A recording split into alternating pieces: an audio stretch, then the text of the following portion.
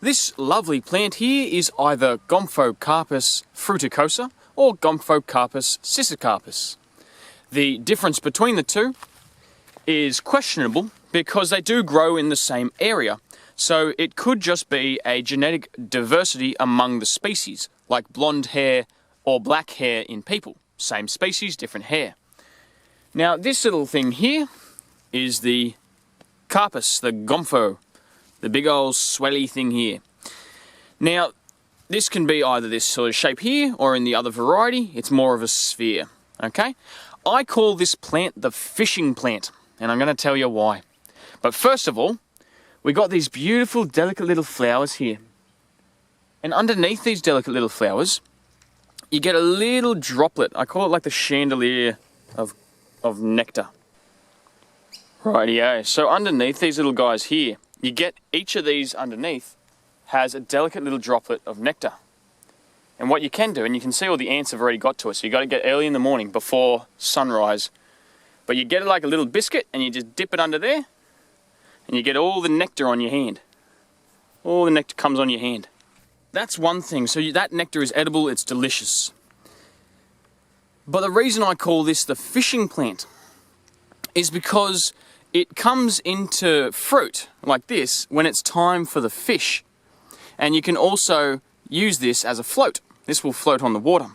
You can make string from the inner bark of this thing, and I'll show you that as well. So I'll get a little bit of this one here. I'll take one of these branches and we strip down this stuff here, right? You see I can get quite a good length stripping off here.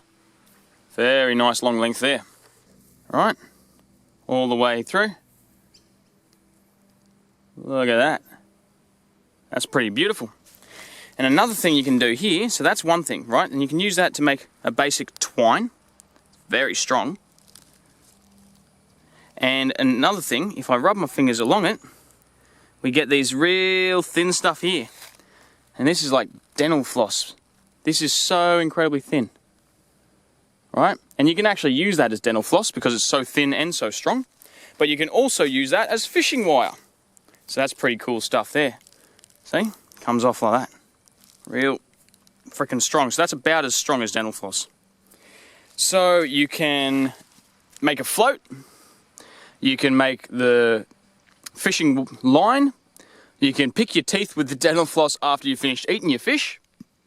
You can saute or batter your fish with the honey nectar that comes off it. And another thing too, this white sap. The white sap on these guys, you can use that to heal wounds like warts and stuff. And you can use, if you train it, or if you find a bush of this that has had just the one stem instead of splitting like all this has done, you get this one straight stem and you can use that as a fishing rod. And that'll catch you small fish. It's quite flexible. And another thing you can do too, and I'll show you in one of the other pieces, is if I get, say, okay, so we've got these ones that are opened up here, okay? Now you open this guy up, and he's got all this fluffy stuff. And that fluffy stuff can be used as a lure. These guys can be used as bait, right? Those little seeds, the fish will come for those. But this stuff here, you can actually use that to make a little bit of a fishing lure. And you hide your hook in there. So there's a few little things here you can do with this plant that are quite nifty.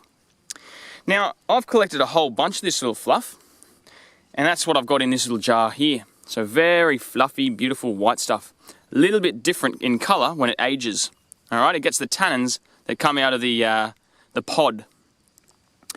Now, it's still extremely soft, and you can actually make cotton out of this. This is why it's called sometimes the cotton bush, or the, cotton bush, cotton plant, cotton weed, or something like this.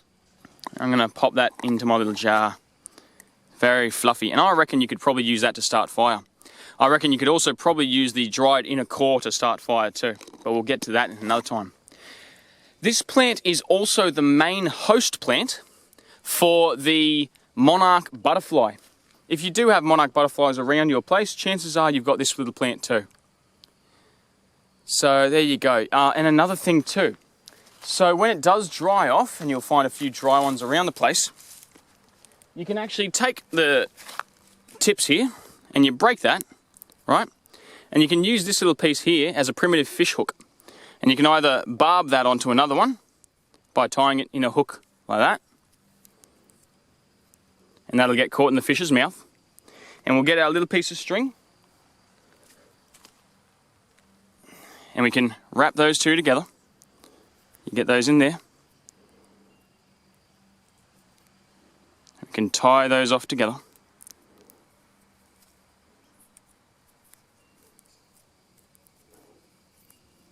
Alright, and then I'll put a little bit in between it to weave that through and down, so it's got a little bit of a hook shape there. So it comes on out like that.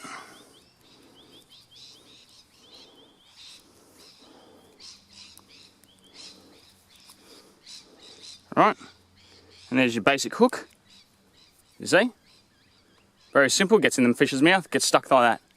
So there's a basic hook. And there you go. That's why I call this the fishing plant, because you can also repair your line by using the sticky stuff that I showed you before, the white sap. And there you go. So then you attach your little bobbing part on there. And so he comes up and he floats. Right? Floating around. You get your little bit of, as I said, a little bit of fluff. Alright, so we get our little bit of this stuff, fluff it out, attach that onto our little hook there. Right, twizzle that in there as well. Right, and so you got your little fluffer, you got your hook, you got your float. You're ready to do some fishing. Boing, boing, ham, and so on and so forth. So that's why I call that the fishing plant.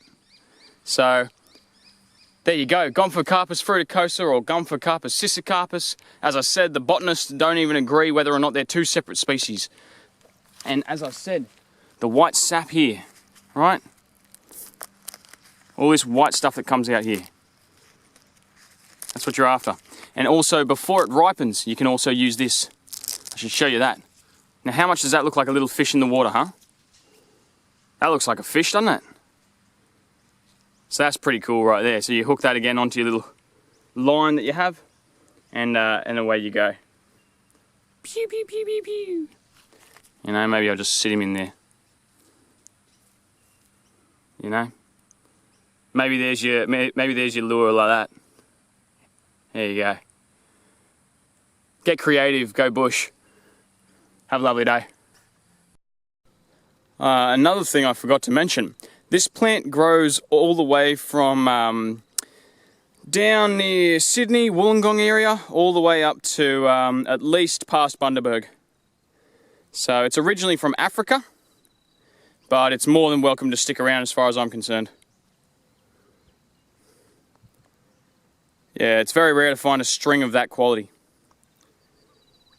Boing, boing.